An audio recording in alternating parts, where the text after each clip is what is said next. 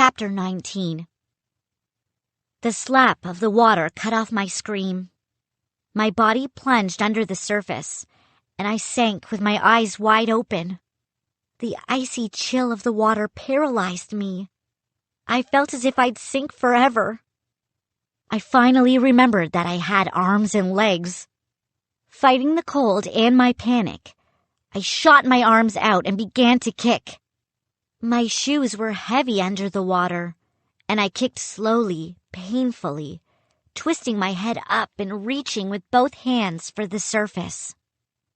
My head bobbed over the rolling waves, and I gasped for breath, my chest about to burst. The cold of the water sent chill after chill down my body.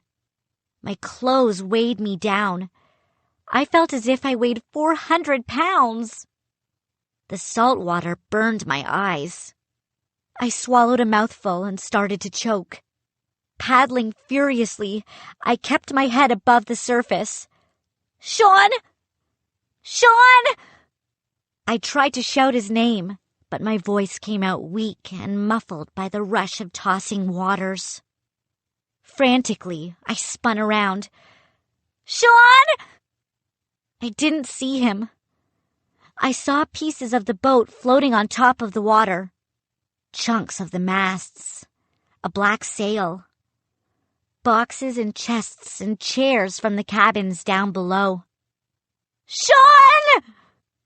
My voice cracked with terror. "Where are you?" A wave tossed me backward.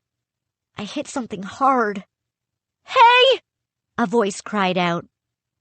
I spun and saw my brother, his blonde hair matted against his head, his eyes wide with terror, paddling hard, struggling to tread water as the waves pushed us one way, then the other. "Sean, you're okay!" I choked out. "Violet!" I couldn't hear what he said. I knew that Sean wasn't a very strong swimmer. I wrapped my hands around his waist and tried to hold him above the surface. We can't hold on much longer," Sean said. A wave tossed us into the black sail floating on the surface. The sail sank slowly, silently. I held on to Sean and we bobbed away from it. I pointed. "Look, the ship is gone. It's under the waves. Where are the others? Where are Madeline and Salty and Pepper?"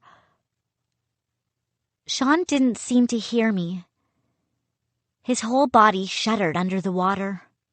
We're going to drown," he murmured. "No," I said. "Hold on, Sean. Keep kicking. Hold on." I tried to sound courageous, but I knew Sean was right. There was no way we could survive for long. I held on to Sean as a strong wave swept us forward. The sun was nearly down. I saw ripples of red light in the darkening water. The sky above us was gray with heavy, low clouds. I spun in the water and screamed when I saw Madeline and Salty and Pepper. They appeared to be floating on the surface of the water, sitting up and floating toward us. I blinked and blinked again. I knew I was seeing things. My terror was causing me to imagine them floating on the ocean crests. But no. They began to wave their arms and shout at us. And I saw they weren't floating by themselves. They were sitting on a square piece of the deck. They had a raft after all. Salty and Pepper reached both hands down and grabbed Sean under the shoulders. "Would ye like a ride?" he shouted. "Plenty of room for all."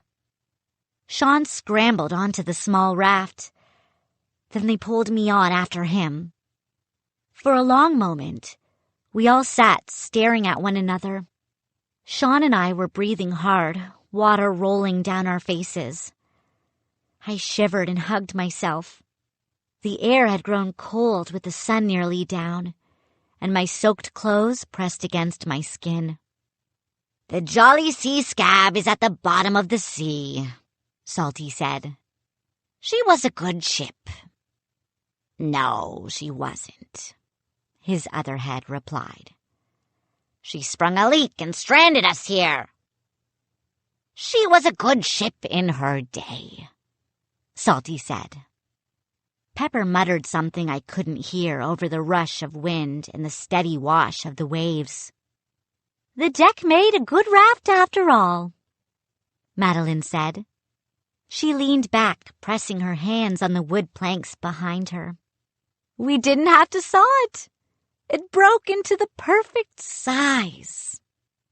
"It doesn't matter," Salty said, shaking his head. "Look around. Nothing but ocean for miles. No other ship. No one to save us."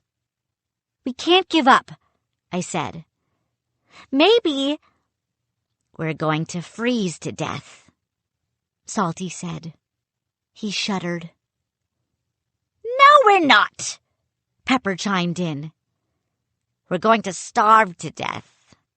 "Freeze to death," Salty insisted. "Starve to death," Pepper said. "Freeze to death." "That argument is not going to help us," Madeline said. "I don't care which one of you wins. You're not being helpful." The two heads stared at her. "What would be helpful?" Pepper asked. "This will," Madeline replied. She reached into a deep pocket in her skirt and pulled out a silvery pistol. She raised the gun in front of her. "What are you going to do with that?" Salty cried.